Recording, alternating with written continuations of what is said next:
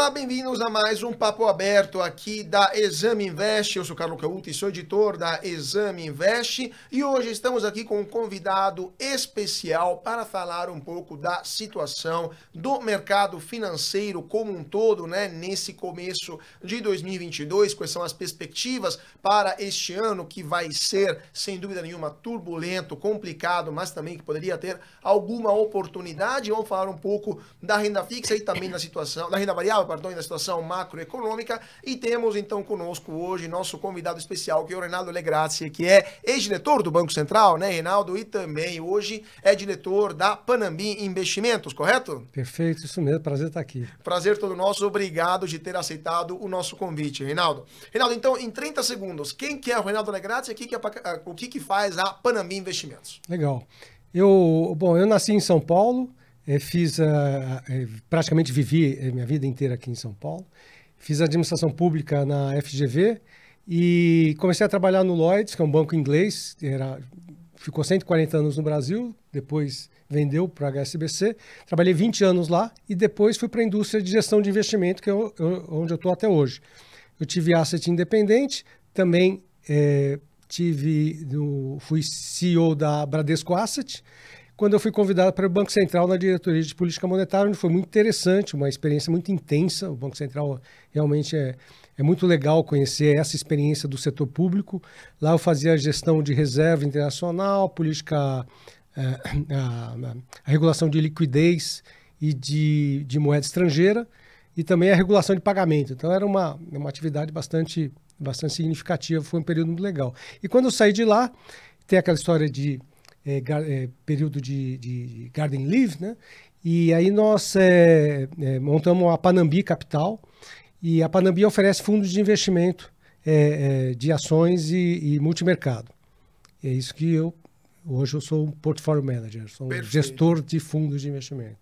Que ano que você ficou no Banco Central lá, gerindo as reservas? 2016 a final de 2018. Então já foi uma época um pouco mais tranquila, o Brasil já tinha reserva suficiente para estar tranquilo a nível internacional, né? Não foi nada tranquilo. Nada tranquilo? Nada tranquilo. Por quê? Foi o governo Temer, né? Na verdade, eu praticamente cheguei com o presidente Temer e saí quando ele saiu também, no final do mandato. Conforme era mais ou menos combinado. Do ponto de vista de reserva, foi tranquilo. Mas até porque a situação internacional era boa, o Brasil estava... Naquele período foi um período de credibilidade muito grande para o Brasil. Foi um período, nesse sentido, de gestão da dívida internacional, foi um período tranquilo. O mais difícil foi a gestão doméstica. Sim, com certeza. Porque o Brasil vinha de uma crise que, no final das contas, acabou só em 18, né? 17 e 18 crescemos 1%. Eu acho que não acabou, né? Ou ainda não acabou, né? Vamos falar disso também agora. Então, Reinaldo, qual que é a sua visão agora como portfólio manager, mas com essa vasta experiência também, né, no setor público e no setor privado, do mercado brasileiro nesse momento? Começamos 2022 não exatamente estourando focos de artifício, né, no Ibovespa, né, mas também lá fora a situação não está essa mil maravilhas, né, nos mercados internacionais. Isso não ajuda também aqui o mercado doméstico. Então, qual que é a sua visão para o começo deste 2022 e o que esperar para este ano que se pronuncia bastante complicado? Esse ano, a leitura que vai ser um ano muito duro, não tem ninguém dizendo nada diferente disso, as palavras mudam, mas o significado é o mesmo. E, na minha opinião, o primeiro semestre vai ser o mais difícil. O primeiro semestre, principalmente pelo mercado externo, onde nós vamos ter um ajuste de taxa de juros. Acho que até comentei com você, entre ontem e hoje eu vi 3 diretores do Fed, do Banco Central Americano, dizendo que a taxa de juros lá vai ter que subir mais rápido do que está nos preços, o que eu concordo. Então, o ajuste de juros nos Estados Unidos, que é a locomotiva global, vai ser rápido. Deve trazer bastante turbulência agora para o começo do ano. E para 22 inteiro, aqui a questão doméstica brasileira vai ser tensa o ano inteiro. Então, provavelmente vai ser um ano importante para acompanhar, para procurar as oportunidades. Mas vai ser um ano tenso, é importante estar prestando atenção. Vocês aí na Panambi têm alguma precificação, alguma previsão para a Bolsa nesse 2022? Tem alguma faixa que você acredita que a Bolsa vai ficar mais ou menos? Não, eu acho que assim, quem faz previsão mais são casas de análise ou corretoras. O gestor não precisa ter previsão. O que eu acho que esse não é um ano muito bom para bolsas como um todo. dentro da Bolsa tem muitos papéis bons. Tem muitos papéis, tem muitas empresas boas, tanto nos Estados Unidos quanto no Brasil, e isso pode fazer com que investimentos sejam frutíferos. Mas é importante, o que eu digo assim, em 2022 me parece relevante, está nas empresas mais consolidadas, nas chamadas empresas de valor, não nas empresas que dependem mais de crescimento. Eu estou falando, parece uma grande ideia. Bom, é o que já está acontecendo no mercado. Sim. O mercado já está se posicionando assim, nas empresas mais capitalizadas, mais estruturadas, algumas até mais antigas. Nesses últimos 2, 3 dias aconteceu o contrário. O mercado vinha muito nessas empresas chamadas de valor, comprando empresas de valor, e nesses dias mudou um pouquinho. 2, 3 dias, terça até hoje, quando as bolsas aqui subiram um pouquinho, respiraram um pouco. Mas vai ser um ano duro para a bolsa. Então, assim, é importante fazer a seleção de papel, é importante estar próximo de profissional, ter casas que auxiliem bastante aqui no entendimento escolha, das questões. Das empresas. Agora, só para terminar essa questão dos juros, depois eu queria comentar com você essa migração também dos investidores da renda fixa, da renda variável para a renda fixa, né? Essa volta, né, dos órfãos da CDI para a CDI. Né? A questão dos juros americanos em alta, eu acabei de publicar um artigo aqui na Exame Invest que demonstra como nos últimos 10 anos as políticas monetárias americanas, muito acomodatícias, né, muito expansionistas, basicamente ajudaram as ações nos Estados Unidos a subirem, né? Tiveram uma alta de 275% na Bolsa Americana desde 2011 até 2021. A maioria desta alta foi provocada pelo buyback, né? Pela recompra de ações pelas empresas, graças aos juros muito baixos, né? Agora, pela primeira vez em 10 anos, estamos vendo uma política monetária muito restritiva, muito contracionista, por causa de uma inflação que está sendo mais importante do que o esperado. Você acha que as bolsas, mesmo lá fora, vão sofrer muito com essa política monetária que vai ver os juros subirem mais rápido do que o esperado, ou vai ser mais pesado aqui no Brasil e lá ainda a bolsa vai segurar o tranco? Acreditar que bolsa americana cai, todo mundo que fez isso nos últimos 12 anos né, se deu mal. Os americanos são os grandes vencedores desse processo. Como toda crise, quem é mais forte sai melhor. Então, em termos regionais, acho que Estados Unidos e China são os que saem melhor dessa história toda, mas Estados Unidos, sem dúvida, é muito dinâmico. A economia, as empresas também. Mas se tem um momento que as bolsas americanas podem cair, é agora. Porque você está dizendo que primeira vez nos últimos 12 anos que a política monetária está contracionista. Fala, não está contracionista. A taxa de juros nos Estados Unidos ainda é 1,70 10 anos, 0,90 2 anos, 0,90 contra uma inflação que se prevê para os próximos 2 anos de torno de 3% ao ano. Então, 3 contra 1 não é contracionista, ela ainda é expansionista. E o processo que está sendo iniciado é para transformar essa taxa numa taxa de neutra para contracionista. Então, tem muita coisa para acontecer.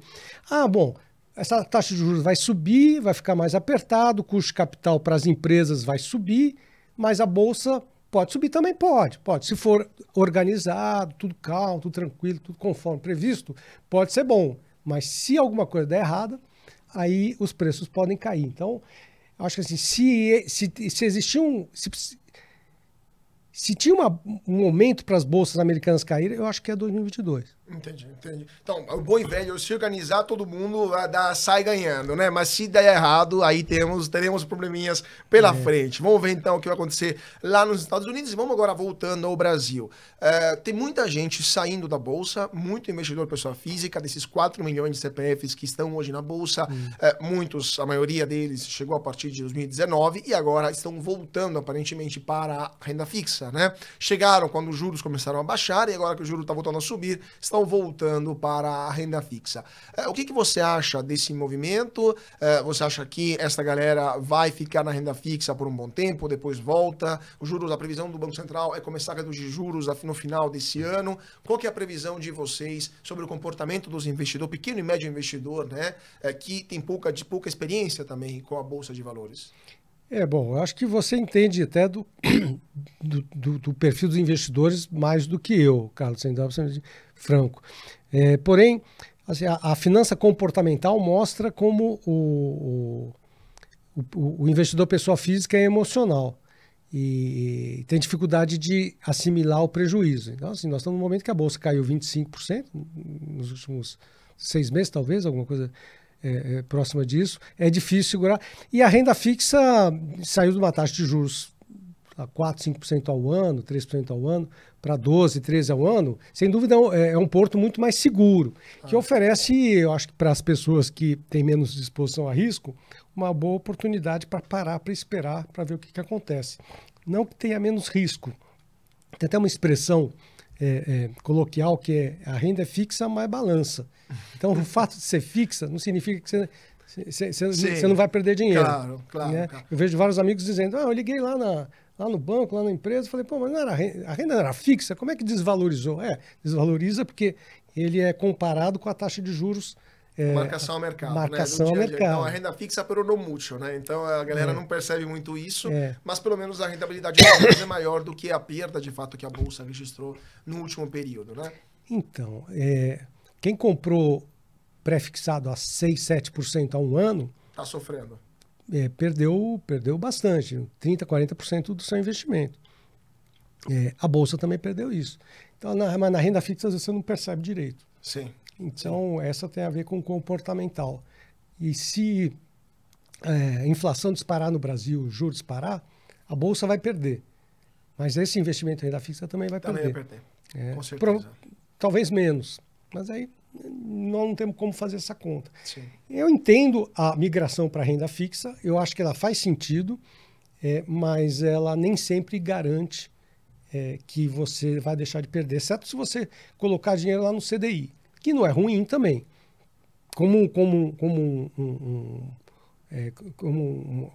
a aplicação de passagem, sim, aguardando uma nova oportunidade. O CDI vai para 11,5%, 12% agora no primeiro trimestre, é uma taxa considerável. Aí você pode ficar lá e aguardar um pouquinho até se sentir mais tranquilo para procurar oportunidade de investimento. Mas tem um amigo meu que diz o seguinte, para pescar bagre, água turva é que é boa. Então, quando o mercado fica confuso assim, as oportunidades aparecem. Então, é importante estar atento também para procurar alternativas nesse momento. E como é que vocês olham para essas oportunidades? Como é que vocês identificam oportunidades nesse momento de águas turvas, nesse momento muito complicado que aparentemente vão ficar ainda mais turvas, né? Parece o Rio Negro, o mercado financeiro daqui a pouco. Como é que vocês na Panambi encontram, né? Identificam essas oportunidades? Quais são os critérios das empresas que vocês olham em primeiro impacto, assim, depois obviamente entrando mais em detalhes, mas qual que é os indicadores que vocês mais olham? Nós somos uma casa de análise fundamental, então para Panambi é muito importante o macroeconômico. Então nós fazemos uma análise macroeconômica global para crescimento econômico das grandes regiões, fluxos de capital, expectativa de crescimento dos países que mais se relacionam com o Brasil e com o Brasil. Porque como nós estamos aqui, nós entendemos que nós temos uma vantagem competitiva em operar Brasil ao invés de operar outros mercados emergentes. Então, começamos fazendo uma análise macroeconômica global, macroeconômica Brasil, depois setorial de cada um dos segmentos que nós elegemos, e dentro do setorial, as empresas. Aí nós escolhemos as empresas lá que parecem ser as vencedoras, e dentre essas vencedoras, nós temos uma análise um pouco mais de curto prazo, que você procura estar se posicionando naquela que você gosta e o preço parece que ainda tem um espaço maior para andar. Então, assim, de uma maneira top-down, é a maneira como a gente enxerga. E tem uma análise bottom-up também, que é assim, é pegar o balanço, pegar a empresa, entrar no site, ligar, participar dos calls, conversar com o executivo, para entender o negócio. Muitas vezes os analistas entram, compram os produtos para acompanhar. Banco digital, tem muito analista que tem conta em todos os bancos digitais, né? Para comparar. Melhor, né? Sim. Então, a nossa análise é uma análise fundamental. E no final, mais na ponta, nós temos uma análise também um pouco mais tática. Fala assim, esse papel aqui, ele está muito descontado, e apesar de ser a segunda melhor empresa do setor, eu prefiro me posicionar nela. Perfeito. É mais ou menos assim que eu enxergo. E nós também escolhemos algumas empresas que a gente realmente não gosta, estamos vendo que estão estão caminhando mal e fazer algumas posições vendidas eventuais também. Agora, a posição vendida a gente nunca fala, né? A gente não toca no assunto, não fala qual Porque papel. Porque não gosta de ser inimigo, não gosta de brigar. O pessoal não gosta de... Pô, mas no mercado, a comunidade do Twitter adora uma boa briga. Vocês são da paz? Como é que é? A Panambi, só porque do outro lado do rio tá na paz? É isso, a Panambi tá lá do outro lado do rio. É aquela parte, a parte da paz de São Paulo. A Faria Lima é a parte da guerra, né? Da galera se enfrentando na rua, vocês são mais a gente zen. Direção dos canhões de lá. porque o parque deve dar mais harmonia pra vocês, né? Porque aqui o trânsito deixa a galera mais estressada. Mas, falando, agora eu queria pegar um gancho que você falou, do crescimento do Brasil, né? De fato, o Brasil não cresce há 20 anos. Temos um problema de crescimento estrutural há pelo menos 20 anos, ou eu até diria, do Plano Real para cá, temos um problema de crescimento. O Brasil não anda, o voo da galinha, né? O famoso voo da galinha, e temos, então, uma perspectiva para os próximos anos também de crescimento pífio. Qual que é a sua análise? Você acha que, de fato, o Brasil tem um problema de competitividade que é muito difícil de resolver e vamos continuar sendo um país exportador de commodities porque o capital humano aqui não consegue ser competitivo a nível internacional? Ou você, na sua experiência, viu uma mudança, uma melhoria, mesmo que lenta, dessa situação como um todo? Acho que chegou a hora de ser um pouco mais otimista agora nesse seu comentário. Realmente o Brasil, desde o Plano Real, vem crescendo pouco, mas teve períodos mais interessantes. Então, se você pegar o início dos anos 2000, que o mundo cresceu muito, teve um boom de commodities, a deflação gerada pela China, a China entrou no OMC e teve aquela deflação, o produto commodities subiu muito. Para o Brasil foi um período muito interessante, nós crescemos até 2007, 2008, de uma maneira consistente. Aí crescemos mais 2, 3 anos, até 2011, já arrastando um pouquinho, e de lá para cá o crescimento não veio mais. Mas nesse período dos anos 2000, nós tivemos assim, governo, mesmo do Plano Real até o final dos anos 2000, nós tivemos governos que tocaram no ponto, fizeram reformas relevantes, foi um período que o Brasil andou bem. O Brasil, eu diria que acompanhou a evolução mundial, tirou alguns atrasos. Então, em alguns momentos, o Brasil respira e anda bem. Porque quando a gente faz uma análise relativa, parece que a gente sempre evoluiu. Né? Mas só que o mundo está andando, a tecnologia está dando muitas alternativas. Se você não andar, você... Aí ficou completamente para trás. Fica para trás. Então, mas nesse período aí, eu diria do Plano Real até final da primeira década, 2010, o Brasil foi bem. Respirou, fez bastante coisa.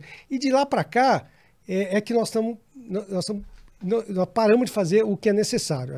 Nós precisamos realmente, como toda empresa, o país precisa se atualizar, precisa fazer, nós chamamos de reformas, mas nas empresas não é chamar de reforma, é chamar de dia a dia. O dia a dia, você precisa fazer o dia a dia ser melhor, produtos ser mais eficientes, adotar novas tecnologias, contratar gente boa. Vamos mudar ou morrer, né? Então o país não está fazendo isso e o PIB potencial é baixo. Então, desde 2014, nós não crescemos mais que 1%, é 1 e pouco. Então, assim, sendo que o crescimento da população é 0,8, então está crescendo 0.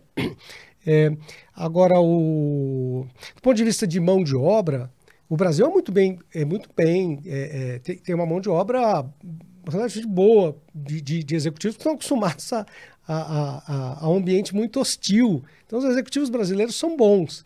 Precisam continuar investindo em educação e tudo mais. Assim, se o Brasil não fizer reforma, se não tomar decisões difíceis, se os governos não tomarem decisões difíceis, é difícil... Né? Decisões impopulares. Decisões impopulares.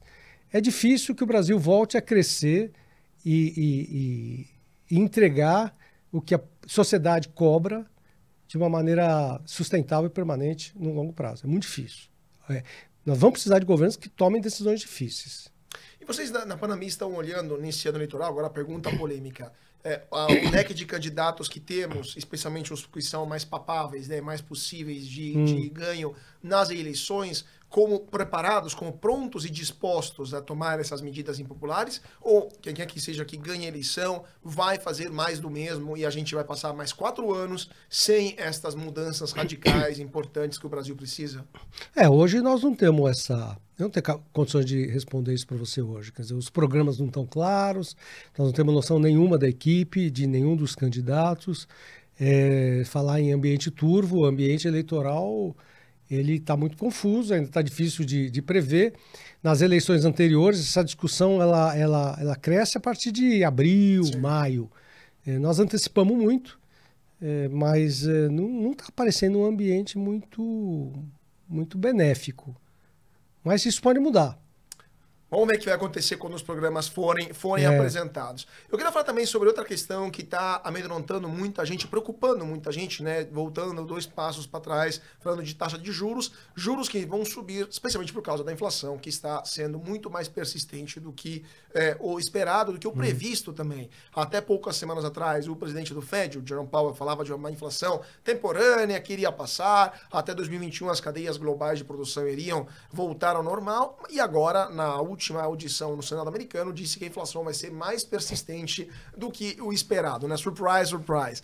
Americanos que fecharam com um ano com uma inflação de 7% ao ano, o maior nível desde 1982, né? Então eles estão completamente desacostumados a uma inflação tão elevada. Não é que nem o Brasil, que está 10%, mas a gente está acostumado mais ou menos a um padrão mais elevado. Então, o que vocês estão vendo na Panambi com essa inflação que parece não querer ir embora e obrigando os governos, os bancos centrais do mundo inteiro a políticas contracionistas, mas que ao mesmo tempo, me corrija se estou enganado, não é a resposta correta, porque é uma inflação de demanda e não de excesso de liquidez no mercado. Ou pelo menos não somente de excesso de liquidez no mercado.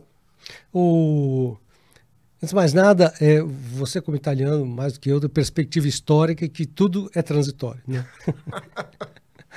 Pantarei, né? Tudo passa. Tudo passa.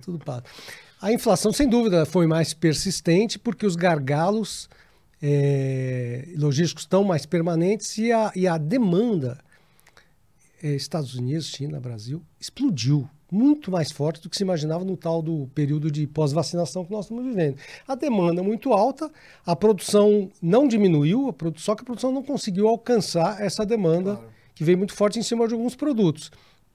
Tem outros produtos que continuam sem procura. Se você quiser viajar de classe executiva, se quiser ir para hotel, business, está cheio de oferta. Alguns produtos desapareceram, deixaram de ser procurados. Agora, chips, carro, telefone celular... Tudo isso... a demanda está elevada, é produto durável, né? Demanda está muito elevada. E se junta a isso alguns problemas de gestão, né?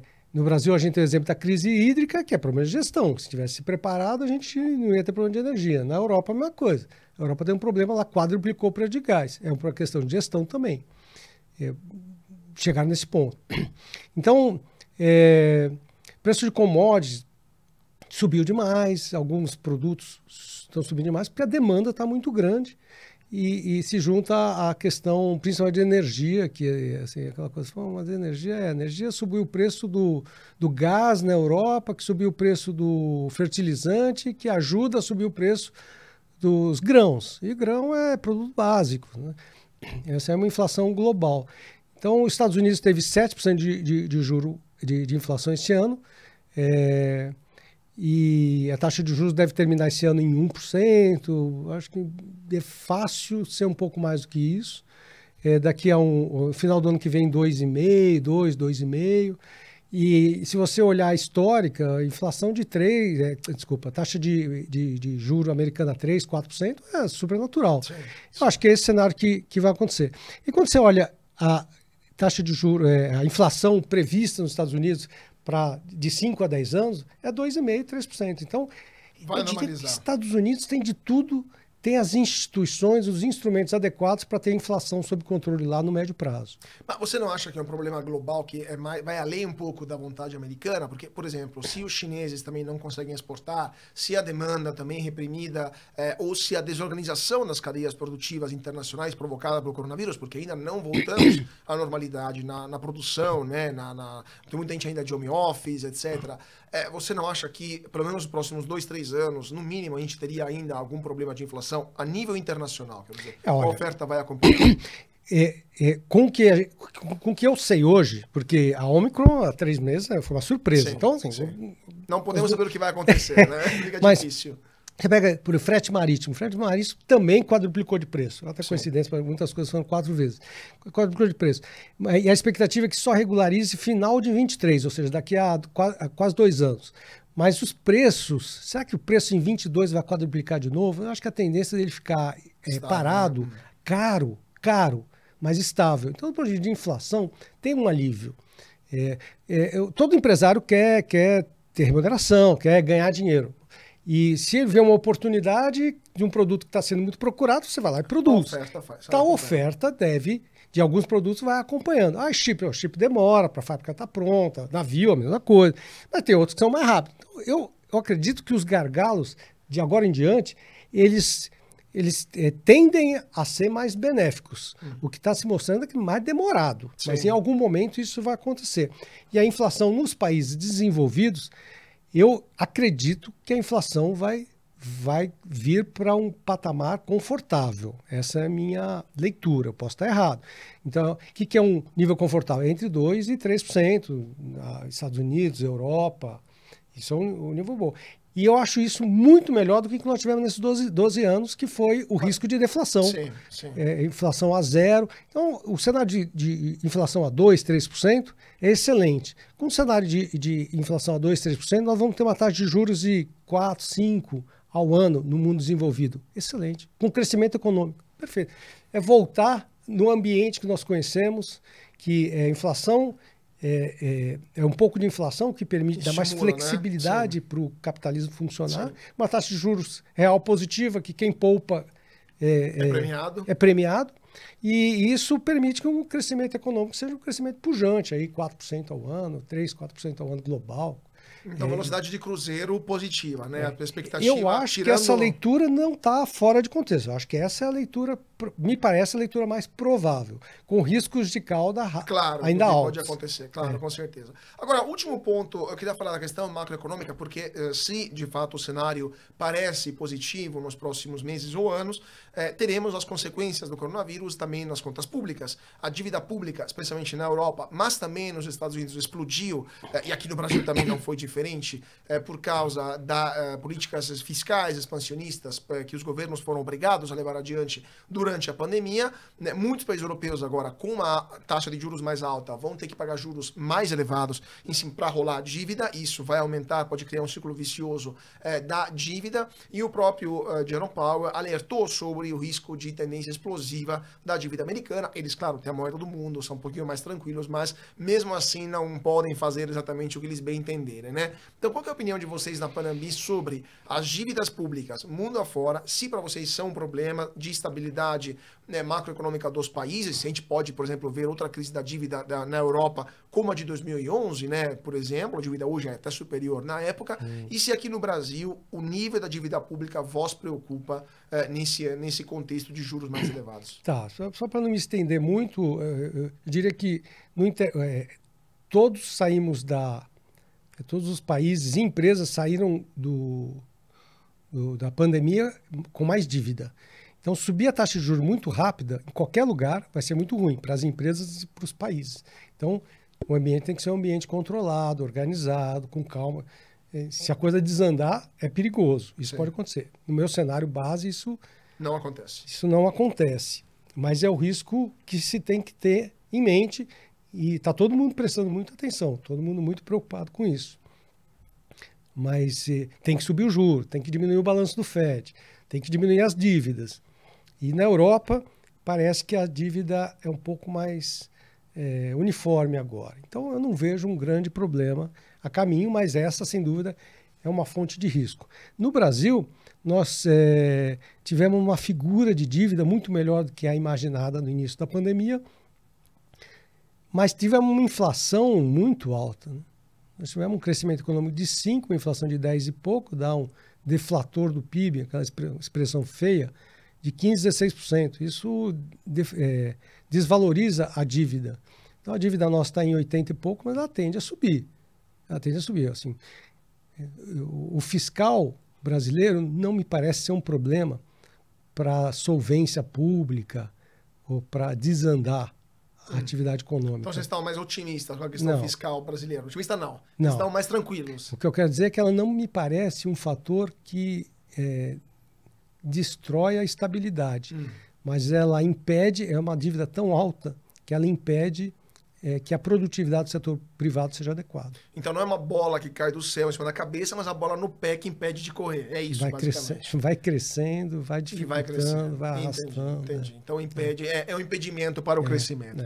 Gente, infelizmente nosso tempo se esgotou, mas eu teria muitas outras perguntas aqui para o Reinaldo, mas eu queria agradecer muitíssimo, Reinaldo, pela participação, por ter aceitado o nosso convite aqui no Papo Aberto e já estender um convite para voltar daqui a alguns meses para conversar, para ver como é que vai ser esse 2022. Mas, por enquanto, muito obrigado por sua participação. É um prazer. Obrigado, Carlos.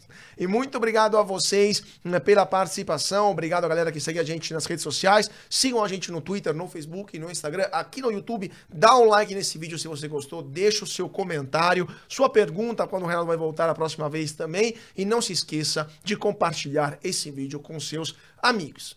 E também... não se esqueça de seguir a gente em nosso site no exame.com para saber todas as notícias que movimentam o mercado de capitais. Mais uma vez, muito obrigado a todos pela atenção e até mais!